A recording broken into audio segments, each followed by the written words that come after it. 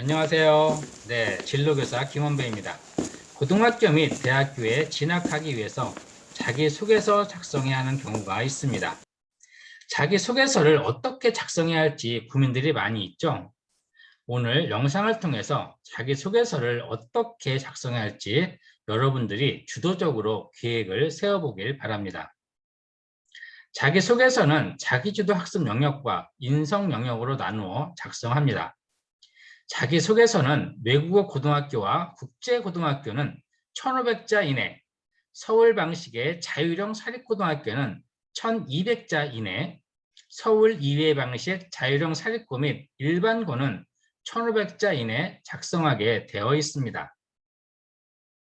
자기주도 학습 영역은 자기주도 학습 과정과 지원 동기 및 진로 계획을 작성합니다.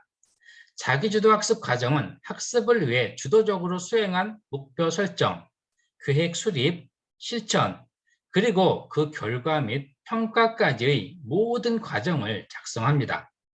즉, 학교 교육 과정에서 진로 체험 및 동아리 활동, 꿈과 끼를 살리기 위한 활동 및 경험 등을 포함하여 모두 작성합니다.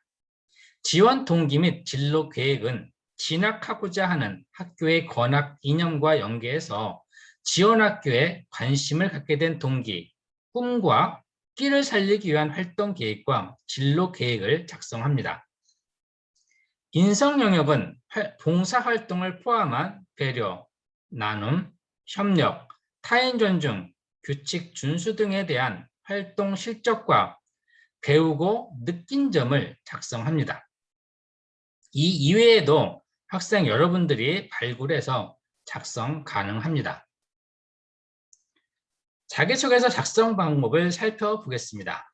첫째, 자기주도 학습 영역과 인성 영역의 내용을 포함하여 학교에서 제시하는 분량 이내로 작성합니다. 둘째, 학생 본인이 직접 작성하여 제출합니다. 대리 작성이나 허위 작성 혹은 표절 시에는 사후에도 입학 취소 등 불이익을 받을 수 있습니다. 셋째, 본문의 영어 등 각종 인증 시험 점수, 교과목의 점수, 석차, 교내외 각종 대회 입상 실적, 자격증, 영재교육원 교육 및 수료 여부 등을 작성했을 경우 0점 처리됩니다. 넷째, 부모 및 친인척의 사회경제적 암시 내용, 지원자 본인의 인적사항을 암시하는 내용 등을 기재 시 학교별 기준이 마련하여 항목 배정의 10점 이상 감점 처리하고 있습니다. 자기소개서는 여러분들이 솔직하게 있는 그대로 작성해야 합니다. 자기소개서는 자기 자랑이 아니라 자신의 끼를 알리는 것입니다. 자기소개서 작성 시 배제사항을 살펴보겠습니다. 토플, 토익, 챕스, TESL, JLPT 등 각종 인증시험 점수, 한국어, 한자 등 능력시험 점수는 기재하면 안 됩니다. 교과목의 점수나 석차, 교내외 각종 대회 입상 실적, 자격증, 영재교육원 교육 및 교육 이수 여부 등도 작성하면 안 됩니다. 부모 및 친인척의 사회 경제적 지위를 암시하는 내용, 지원자 본인을 알 수 있는 이름, 출신 중학교 등 인적사항을 암시하는 내용은 반드시 작성할 때 적지 않아야 합니다. 자기소개서 작성할 때는 여러분들이 지원하고자 하는 학교의 학과, 전공, 그리고 교육과정을 꼼꼼하게 살펴봐야 합니다. 진학하고자 하는 학교의 학과에 대한 겉모습만 보지 말고 속속들이 살펴야 합니다. 자신의 미래 꿈과 연결시킬 줄 알아야 합니다. 자신이 이 학과를 선택한 이유를 잘 설명해야 합니다. 그러기 위해서는 학과, 전공 등에서 무엇을 배우는지 잘 자세하게 살펴봐야 되겠죠. 자기소개서 작성할 때는 짧고 확실한 문장으로 작성합니다. 여러 가지 글을 나열하다 보면은 정작 읽는 사람은 어떤 내용인지 파악하기가 매우 힘이 듭니다. 짧고 간결하게 확실하게 전달할 내용으로 작성해야 합니다. 처음 시작했던 내용과 마무리하는 내용이 연결되게 잘 작성해야 합니다. 작성해야 되는 글자 수가 지정되어 있기 때문에 잘 배분해서 작성해야 되겠죠.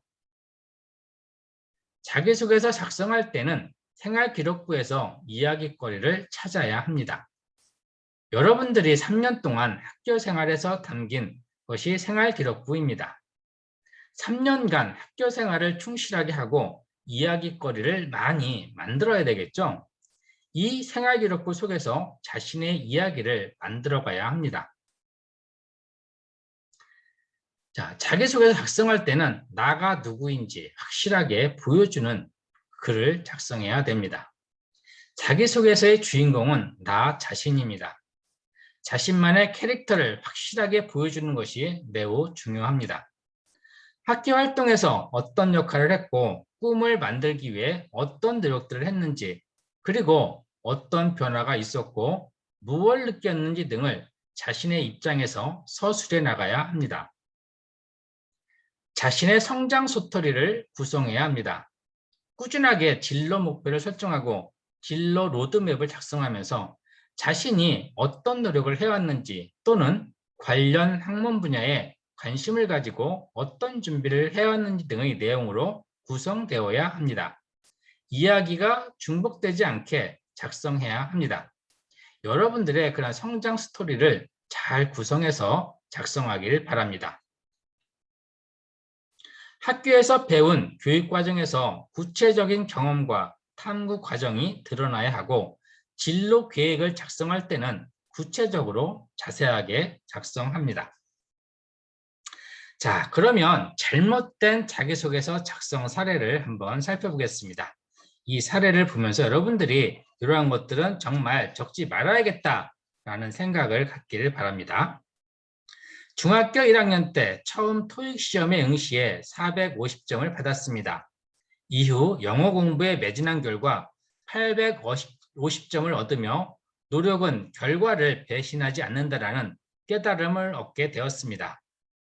영어와 수학 점수가 100점이 되어 전교 1등이 되었습니다. 2학년의 겨울방학에 모 기관에서 주최하는 수학 경시대에 참가해 1등을 했습니다. 어렸을 적부터 영어 공부를 열심히 해서 수학 인증시험에서 최고 수준에 도달하였고 전국대회에 출전하여 우수한 결과를 얻었습니다. 판사인 아버지의 엄마 따라 어렸을 때부터 법조인의 꿈을 키웠습니다. 등등 이런 내용은 작성하면 안 됩니다. 꼭 여러분들이 주의해야 될 사항입니다. 자, 여러분들이 이상으로 자기소개서를 작성하는 방법에 대해서 우리가 살펴보겠습니다. 자기소개서를 작성했으면 제대로 작성했는지 반드시 검토해야 합니다. 첫째, 자기 주도 학습에 관한 구체적인 경험과 사례가 담겨 있는지 살펴봐야 되겠죠.